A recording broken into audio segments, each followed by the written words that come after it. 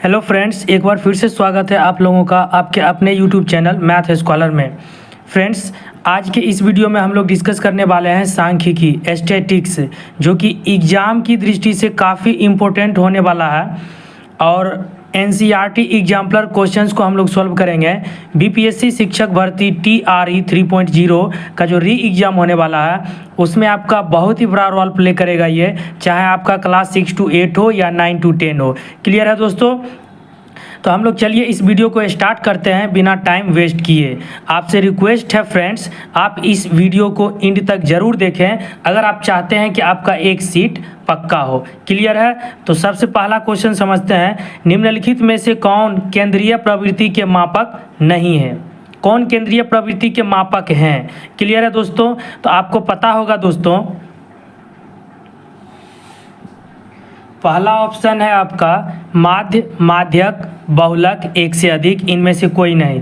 तो जैसा कि दोस्तों आपको पता होगा, जो केंद्रीय प्रवृत्ति के मापक होते हैं वो तीन होते हैं। सेंट्रल टेंडेंसी जिसको हम लोग बोलते हैं, वो आपका पहला माध्य होता है, माध्यक होता है, बहुलक होता है। यानी कि इसका जो आंसर होगा एक से अधिक हो जाएगा, more than one of the above. Clear है दोस्तों? एग्जाम में आपसे ऐसे भी क्वेश्चन पूछा जा सकता है कि बताइए निम्नलिखित में से कौन केंद्रीय प्रवृत्ति के मापक नहीं है। इन तीनों के अलावा अगर फ्रेंड्स कोई ऑप्शन में है तो आप उसे टिक कर सकते हैं। जैसे कि मान लीजिए त्वरण दे दिया है ओजाइव ऑप्शन में, या फिर आपसे मानक विचलन दे दिया गया है ऑप्शन में, या प्रसरण दे दिया गया ऑप्शन में, तो आप उसे आंसर टिक कर सकते हैं। क्लियर है? बाकी ये तीनों क्या है? केंद्रीय प्रवृत्ति के मापक हैं। चलिए हम लोग आगे बढ़ते हैं। नेक्स्ट क्वेश्चन की अगर हम बात करते हैं तो नेक्स्ट क्वेश्चन आपका है संचयी बारंबारता वक्र यानी कि कम्युलेटिव फ्रीक्वेंसी कर्व्स क्या कहलाती है? तो संचयी बारंबारता वक्र जो होती है वो आपका त्वरण कहलाती है, यानी कि ओजाइव कहलाती है। क्लियर है? और त्वरण ड्रॉ करने के लिए संचयी बारंबारता वक्र की जरूरत पड़ती है। Option B is the right answer. Clear है दोस्तों? चलिए हम लोग अगला क्वेश्चन देखते हैं। थर्ड नंबर क्वेश्चन, दिए गए आंकड़ों के माध्य निकाले। आपके पास आंकड़े दिए गए हैं 10, 8, 18, 12, 12, 12। इसका माध्य निकालना है। बड़ा ही सिंपल क्वेश्चन है दोस्तों। हम लोग जानते हैं कि माध्य बराबर जो होता है सभी परीक्षणों का योग बटे परीक्षणों की कुल संख्या होता है अवर्गीकृत डाटा के लिए। क्लियर है? तो निकालिए आप माध्य क्या हो जाएगा। माध्य बराबर सबको जोड़ देते हैं तो 12, 12, 24 और 12 कितना होगा 36, 18, 8 कितना होगा 26 और 10 कितना होगा 36। यानी 36 और 36 कितना होगा दोस्तों 72 होगा। और टोटल संख्या कितना है 3, 3, 6। 6 से भाग कर देंगे, बर्छक कितना हो जाएगा 72। तो आंसर क्या आ गया? माध्य बराबर 12। Option A is the right answer. Clear है? चलिए हम लोग आगे बढ़ते हैं। अगला क्वेश्चन है 4 नंबर। दिए गए आंकड़ों के माध्यक निकाले। अब देखिए इसका माध्यक निकालना है 17, 2, 7, 27, 15, 5, 14, 8, 10, 24, 48, 10, 8, 7, 18 और 28। दोस्तों माध्यक निकालने के लिए आपको हमेशा एक बात याद रखना होगा, जो भी आपको दिए गए डाटा होगा, जो गिवन डेटा होगा, उसको सबसे पहला काम क्या करना होगा? आपको आरोही क्रम में लिखना होगा। आरोही क्रम यानी सबसे पहले छोटा लिखेंगे, उसके बाद बड़ा, उसके बाद बड़ा, उसके बाद बड़ा। क्लियर है? तो इसमें हम पहले से ही आरोही क्रम में इसको लिख लिए हैं। क्लियर है? तो आप देख सकते हैं यहाँ पर 2, 5, 7, 7, 8, 8, 10, 10, 14, 15, 17, 18, 24, 27, 28 और 48। अब माध्यक निकालना है। सबसे पहले अगर हम इसको देखेंगे कि 4, 4, 8, 8, 4, 12, 12, 4, 16 कितना है दोस्तों 16 है। तो n का मान इवेन है, n बराबर क्या है 16, और ये आपका इवेन है। अगर n का मान इवेन हो तो माध्यक जो होता है, माध्यक बराबर क्या होता है दोस्तों? देखिए 1, 2, 3, 4, 5, 6, 7, 7 यहाँ तक हुआ। 1, 2, 3, 4, 5, 6, 7, 7 यहाँ तक हुआ। इधर से भी 7 हटा दिए, इधर से भी 7 हटा दिए, बीच में 2 वैल्यू बच गया। बीच में 2 वैल्यू बची है। इन दोनों को क्या करेंगे हम लोग, सम निकाल करके इन दोनों का माध्य निकाल लेंगे। 10 + 14 बटा क्या हो जाएगा, 2 हो जाएगा। तो ये कितना हो जाएगा, 24 बटा 2 यानी कि 12। क्लियर है, इसका माध्य कितना निकल गया, 12। या फिर आप इसको ऐसे भी समझ सकते हैं दोस्तों, अगर इवेन रहेगा तो क्या करना है, n/2 plus n/2 plus 1th term, ये दोनों निकाल लेना है आपको और उसके बाद इन दोनों का मीन कैलकुलेट कर लेना है, 2 से डिवाइड कर देना। ठीक है, आपको इतना याद रखने की ज़रूरत नहीं है, आप काउंट कर लीजिएगा। अगर आपको इवेन नंबर होगा तो राइट साइड से भी आप हटा दीजिए और लेफ्ट साइड से भी हटा दीजिए, बीच वाला 2 वैल्यू ले करके दोनों को ऐड करके 2 से डिवाइड कर दीजिए। क्लियर है, टोटल यहाँ पर कितना था, टोटल था आपका 16 था। मान लीजिए अगर यहाँ पर 15 रहता, ये 48 नहीं रहता। क्लियर है दोस्तों, 15 रहता तो ये आपका सिंपल है, बीच वाला डायरेक्ट आंसर हो जाता, यानी 7 इधर से हटा देंगे, 7 इधर से हटा देंगे, जो बीच में आता वही इसका क्या हो जाता दोस्तों, माध्यक हो जाता। आप इसे ध्यान में रखेंगे। क्लियर है, और ऑड के केस में क्या होगा दोस्तों, n+1/2th टर्म हो जाएगा आपका, क्या हो जाएगा, माध्यक हो जाएगा। यानी टोटल कितना, अगर मान लीजिए इसको हटा देते हैं तो 15 बचेगा, 15 में 1 जोड़ेंगे तो 16 होगा, 16 में 2 से डिवाइड करेंगे तो 8 आएगा, यानी 8वां टर्म क्या होगा, इसका माध्यक कहलाएगा। 1 2 3 4 5 6 7 8, यानी कि 10 हो जाएगा उस केस में इसका माध्यक। क्लियर है दोस्तों, चलिए आगे बढ़ते हैं। अगला क्वेश्चन है 5 नंबर, दिए गए आंकड़ों का बहुलक ज्ञात करें। अब देखिए इसका बहुलक ज्ञात करना है, तो हम क्या किए, देखिए बहुलक ज्ञात करने के लिए सब ये मिला हुआ डेटा है, तो इसको हम क्या किए, कुछ इस तरीके से लिख दिए। जो सबसे छोटा नंबर है उसको पहले लिख दिए, यानी एक तरीके से आप कह सकते हैं कि इसको सजा करके लिख दिए इंक्रीजिंग ऑर्डर में। ठीक है दोस्तों, अब आप इसमें से देख सकते हैं 2 1 बार आया है, 3 2 बार आया है, 4 3 बार आया है। सबसे ज़्यादा बार जो अगर हम देख रहे हैं दोस्तों तो इसमें 9 आया है आपका, जो कि 4 बार है। अब बहुलक वही होता है दोस्तों, सबसे ज़्यादा बार जो संख्या आएगा वही संख्या उस डेटा का क्या कहलाएगा, बहुलक कहलाएगा, यानी सबसे अधिक बार, मैक्सिमम टाइम्स जो आएगा। तो इसका आंसर क्या हो जाएगा दोस्तों, option C is the right answer. और इससे पहले वाले क्वेश्चन का आंसर क्या हो जाएगा आपका, 12 हो जाएगा, यानी कि option C is the right answer. आप देख सकते हैं ऑप्शन जो है आपका सी में 12 दिया गया है। ठीक है, ये देखिए, एक सेकेंड रुक जाइए, इसका माध्यक अभी हम लोग निकाले हैं 12। क्लियर है, चलिए आगे बढ़ते हैं। अगला क्वेश्चन है, दिए गए आंकड़ों का माध्य निकालें। अब इसका माध्य कैलकुलेट करना है, मीन कैलकुलेट करना है। अब देखिए ये आपका वर्गीकृत वाला है, अवर्गीकृत वाला आपको हम तीनों बता दिए, माध्य, माध्यक, बहुलक। और उम्मीद करते हैं कि अगर उस टाइप का क्वेश्चन आए तो आप उसे सॉल्व कर लेंगे। इंटरवल दे रखा है 10 से 25, 25 से 40, 40 से 55, 55 से 70, 70 से 85 और 85 से 100। ये बारंबारता है। माध्य निकालने के लिए वर्गीकृत आंकड़ों का सबसे पहले आपको वर्ग चिन्ह कैलकुलेट करना पड़ेगा, जिसको हम लोग एक्स बोलते हैं। वर्ग चिन्ह कैसे निकालते हैं, निम्नतम वैल्यू प्लस उच्चतम वैल्यू बटा 2, इन दोनों को जोड़ करके 2 से भाग दीजिए। ये दोनों को जोड़िएगा तो 35 होगा, 35 बटा 2 कितना आ जाएगा दोस्तों, 17.5। उसी तरीके से इन दोनों को जोड़ करके 2 से भाग करेंगे तो ये आपका आ जाएगा 32.5। सब में वैसे ही करना है, 47.5 हो जाएगा, ये 62.5 हो जाएगा, और ये 77.5 हो जाएगा, और ये 92.5 हो जाएगा। क्लियर है, उसके बाद जो अगला स्टेप होगा, इन दोनों का प्रोडक्ट निकालना है, एफ और एक्स का। क्लियर है, समझ में आ रहा है आपको। इसको और इसको मल्टीप्लाई कर देते हैं तो कितना हो जाएगा, 17 दूना 34 और 5 दूना 10, यानी कि 35 हो जाएगा ये एफ क्रॉस एक्स। क्लियर है, इसको और इसको मल्टीप्लाई करेंगे तो 97.5 आ जाएगा। इसको और इसको मल्टीप्लाई करेंगे तो 332.5 आ जाएगा। इसको और इसको मल्टीप्लाई कीजिएगा तो 375 आ जाएगा। इसको और इसको मल्टीप्लाई कीजिएगा तो 465, और इसको और इसको मल्टीप्लाई कीजिएगा तो 555। क्लियर है दोस्तों। अब हम लोग क्या करते हैं, इन सब का सम निकालते हैं, यानी कि सिग्मा एफ। सबको जोड़िएगा तो आपको 30 मिलेगा, और इन सब का योगफल निकालेंगे सिग्मा एफ एक्स तो आपको 1860 मिलेगा। आप जोड़ करके चेक कर लीजिएगा दोस्तों।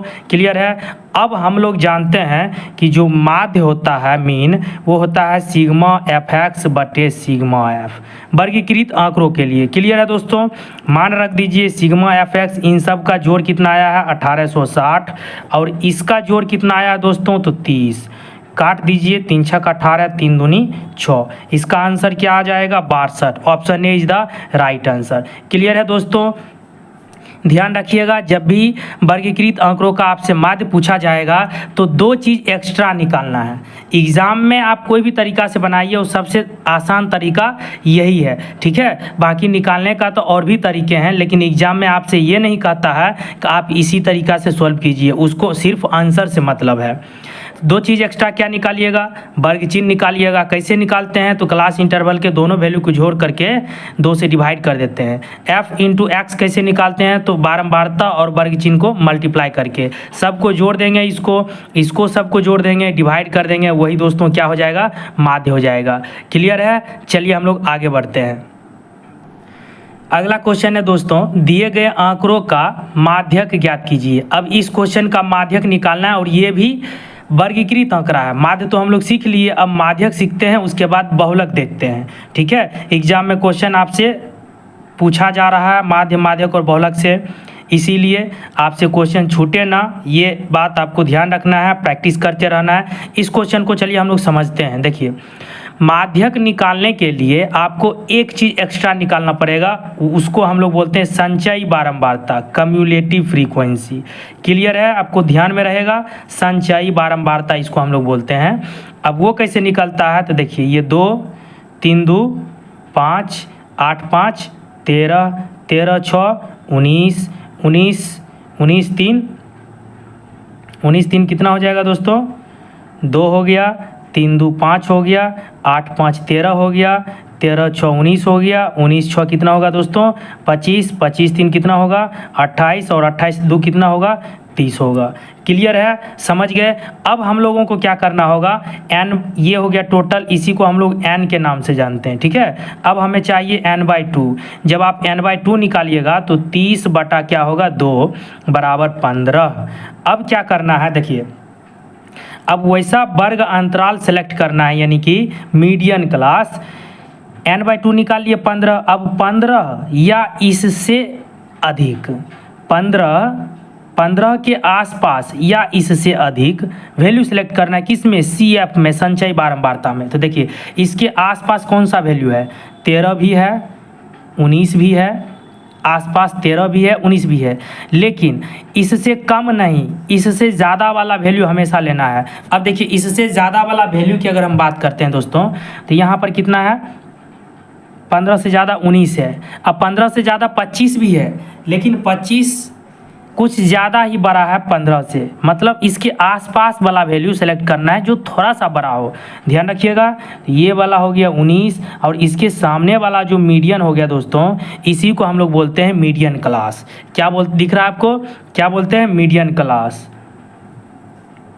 तो मीडियन जो क्लास हो गया वो क्या हो गया आपका 55 से 60 हो गया। क्लियर है? अब ये जो 55 है, इसको हम लोग बोलते हैं माध्यक वर्ग की निम्न सीमा। तो L बराबर कितना हो गया 55।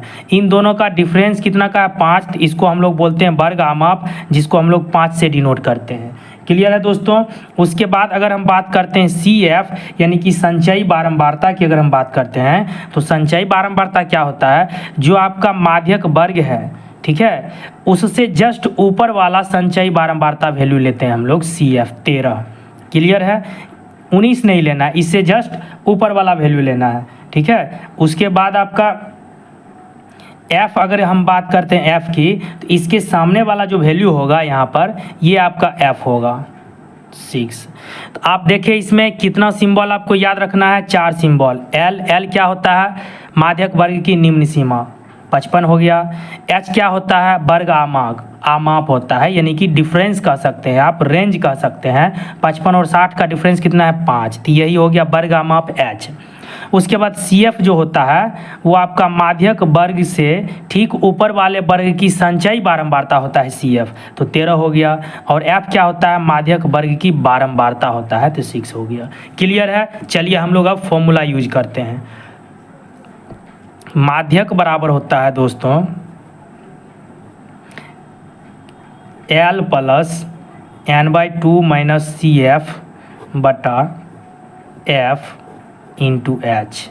क्लियर है? याद रखिएगा ये वर्गीकृत आंकड़ों के लिए है। सबका मान रखिए 55 प्लस n/2 कितना है दोस्तों 15 हम लोग निकाले हैं अभी, देख लीजिए ऊपर पर दिखा आपको 15, यहाँ पर 15 रखिए, माइनस सी एफ कितना आया दोस्तों 13, एफ कितना है दोस्तों 6 और एच कितना है 5। क्लियर है? ये हो गया आपका, दिख रहा है आपको, ये हो गया आपका 55 प्लस 15 माइनस 13 2 2 तिया 6 5/3। क्लियर है? तो ये हो जाएगा 55 प्लस 5/3 यानी 1.67। जोड़ दीजिए इसको दोस्तों, तो ये कितना हो जाएगा 56.67 और यही आपका क्या हो गया माध्यक। आई होप आपको समझ में आया होगा। तो देख लीजिए option A is the right answer. बहुत आसान है दोस्तों, आप प्रैक्टिस करें बिल्कुल समझ में आ जाएगा और सॉल्व भी होगा। ठीक है, चलिए हम लोग एक और क्वेश्चन कर लेते हैं इस वीडियो का। यहाँ तक देखे हैं तो आप बहुलक भी देख लीजिए कैसे कैलकुलेट किया जाता है। दिए गए आंकड़ों का बहुलक ज्ञात करें। 1 से 3, 3 से 5, 5 से 7, 7 से 9, 9 से 11। ये है बारंबारता। तो देखिए बहुलक वर्ग सबसे पहले निकालना है आपको, जैसे कि उसमें माध्यक वर्ग निकाले थे। तो बहुलक वर्ग कितना है, देखिए जिस वर्ग अंतराल की बारंबारता सबसे ज़्यादा होगी वही आपका बहुलक वर्ग कहलाएगा। यानी सबसे ज़्यादा 8, 8 के सामने वाला वर्ग क्या है 3 से 5। तो बहुलक वर्ग क्या हो गया दोस्तों 3 से 5। क्लियर है? अब इसमें L का मान अगर हम निकालें तो 3 हो जाएगा बहुलक वर्ग की निम्न सीमा। H का मान अगर हम निकालें इसका आमाप तो कितना होगा दोस्तों 2 होगा। उसके बाद हम लोग निकालेंगे F1। क्लियर है? F1 निकालेंगे दोस्तों तो F1 क्या हो जाएगा बहुलक वर्ग की बारंबारता यानी कि 8। ठीक है, उसके बाद F0 निकालेंगे तो F0 क्या होता है दोस्तों तो बहुलक वर्ग के ठीक पहले वाले वर्ग की बारंबारता। उसके बाद हम लोग F2 निकालेंगे तो बहुलक वर्ग के ठीक बाद वाले वर्ग की बारंबारता 2। बस ये इतना सिंबल आपको ध्यान में रखना है, L, H, F1, F0, F2। Clear है दोस्तों? सिलेक्शन लेना है तो मेहनत तो करना पड़ेगा। अब हम लोग निकालते हैं मोड, फॉर्मूला लिखते हैं L plus F1 minus F0 by 2F1 minus F0 minus F2 into का H। क्लियर है? दिख रहा है आपको? सबका मान रख दीजिए। L का मान है 3 प्लस F1 कितना है 8 माइनस F0 कितना है 7, 2 गुना 8 माइनस 7, F2 कितना है 2। और डिफरेंस कितना है दोस्तों, डिफरेंस जो है आपका 2 का है। 3 से 5 का डिफरेंस कितना का है 2 का है। 3 प्लस ये हो जाएगा 8 घटा 7 1, 1 गुना 2 2 बटे 8 दूना 16 घटा 9 तो 2 बटा 7, 7 21 2 23, 23 बटा कितना हो जाएगा दोस्तों 7। 23 बटा कितना होगा 7, डिवाइड कीजिएगा तो 3.286 आ जाएगा और यही आपका क्या हो गया बहुलक हो गया। क्लियर है? आप देख लीजिए option A is the right answer. तो दोस्तों इस वीडियो में इतना ही। कैसी लगी आपको वीडियो आप हमें कमेंट जरूर करें। मिलते हैं इसके अगले पार्ट में। So thank you very much and thank you for watching video.